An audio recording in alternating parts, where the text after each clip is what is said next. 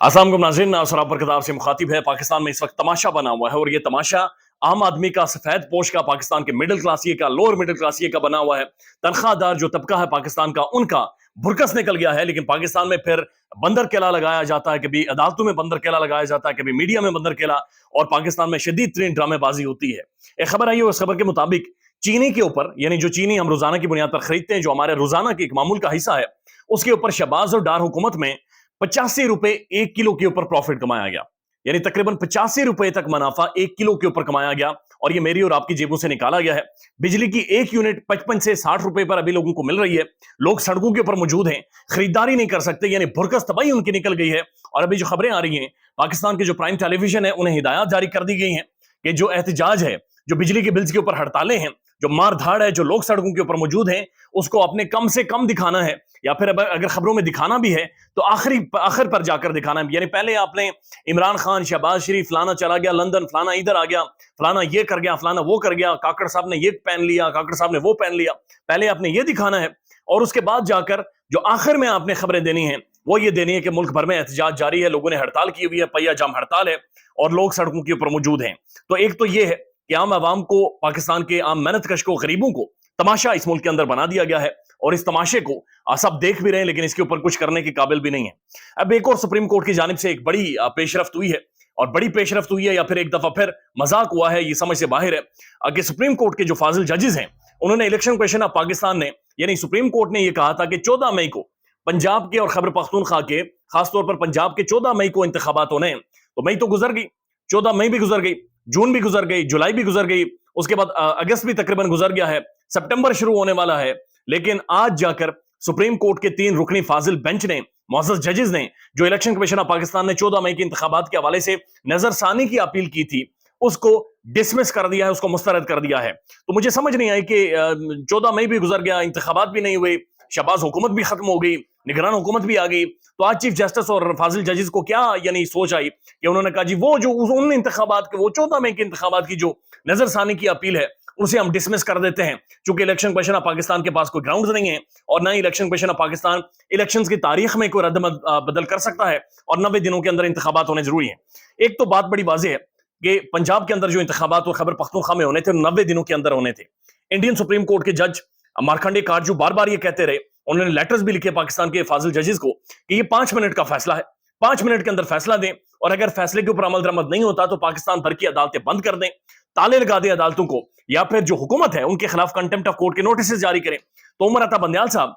माजरत के साथ अपने किसी भी फैसले के ऊपर अमल दरामद तो करवा नहीं सके। पूरा जोर उन्होंने लगाया कि भाई इसे कह रहे हैं कि बैठो, कभी उसे कह रहे हैं कि बैठो, कभी इसे कह रहे हैं कि तुम बात कर लो, कभी कह रहे हैं कि तुम बात कर लो, और अपने किसी भी फैसले के ऊपर वो अमल दरामद करवा नहीं सके। और जब उनका टाइम खत्म होने में कुछ हफ्ते बाकी हैं, तो उन्होंने जनाब उस तारीख को भी डिसमिस कर दिया और कहा कि 90 दिनों के अंदर इंतखाबात होने जरूरी हैं। तो बुनियादी तौर पर इससे कुछ नहीं निकलेगा, चूंकि हम सबको पता है कि अदालतों के फैसलों को नहीं माना जाता। हुकूमत ने हमारे सामने अदालती फैसलों को उड़ाया है, हवा में उड़ाकर फेंका है, रद्दी की टोकरी में फेंका है, और उनके ऊपर कोई भी चीज, कोई भी डेवलपमेंट नहीं हो सकी। हमने ये भी देखा कि लोगों को यही अदालतें जमानतें देती हैं, जो वो बाहर निकलते हैं उन्हें दोबारा से दूसरे झूठे केस में गिरफ्तार कर लिया जाता है, और अदालतें कोई तहफ़्फ़ुज़ भी नहीं प्रोवाइड कर पा रही। तो ये कहना कि जनाब हम डिसमिस कर देते हैं, इससे पहले भी उमर अता बंदयाल साहब ने और फाजिल जजेस ने यही कहा था कि इमरान खान के हवाले से इस्लामाबाद हाईकोर्ट फैसला करे, लेकिन फिर उन्होंने 3 दिन मामला को लटकाया। तो ये अजीब व गरीब, यानी समझ से बाहर है कि आज तकरीबन 2-3 माह बाद इलेक्शन कमीशन की जो नजरसानी की अपील थी, उसे फौरी तौर पर डिसमिस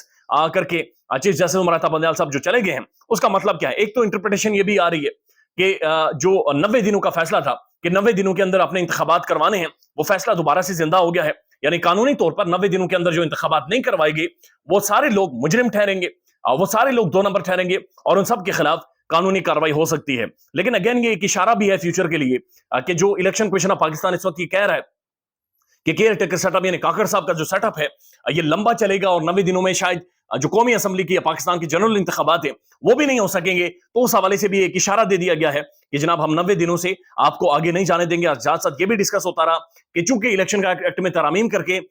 एक सिंपल मेजोरिटी के साथ ये इख्तियारात दिए गए इलेक्शन कमीशन ऑफ पाकिस्तान को कि वो इंतखाबात की तारीख का डिसाइड करे, लेकिन तारीख के अंदर रद्द बदल वो नहीं कर सकता। उसके लिए एक आईनी तरमीम की जरूरत है, उसके लिए मेजोरिटी की जरूरत है, उसके लिए कानून की इंटरप्रिटेशन की जरूरत है। लिहाजा ये अगेन एक इशारा भी फ्यूचर के लिए हो सकता है, लेकिन बदकिस्मती से हमने देखा है, हम महसूस कर रहे हैं کہ عدالتوں کے فیصلے یہاں پر مانے نہیں جاتے، لہٰذا اس میں سے بھی کچھ نہیں نکلے گا. ہاں بڑی خبر بن سکتی ہے، ایک بڑی خبر بنے گی، کچھ گھنٹوں کے لیے بنے گی، لیکن اس میں سے محسوس ہو رہا ہے کہ نکلے گا ویسے کچھ بھی نہیں. اس کے بعد ایک اور خبر ہے، اور یہ بڑی انٹرسٹنگ خبر ہے. یہ خبر عارف احمد بھٹی صاحب نے دی ہے، اور وہ کہتے ہیں کہ اٹک جیل کے اندر جہاں پر عمران خان موجود ہیں، ایک تو خان وہاں پر یوز ٹو ہو گیا معاملات کے ساتھ اور وہ ڈیل کرنے کو تیار نہیں ہے، لیکن جیل کے اندر عارف احمد بھٹی صاحب کے ساتھ ایک ملازم، جیل کا ملازم، وہ عمران خان صاحب کے پاس گئے، یعنی ایک دو ملازم تھے، وہ گئے، انہوں نے جا کر عمران خان صاحب سے کہا کہ سر ہمیں افسوس ہے کہ ہم آپ کی مدد نہیں کر سکتے، لیکن جو آپ جنگ لڑ رہے ہیں ہم آپ کے ساتھ ہیں. تو جیل کے اندر بھی عارف احمد بھٹی صاحب کے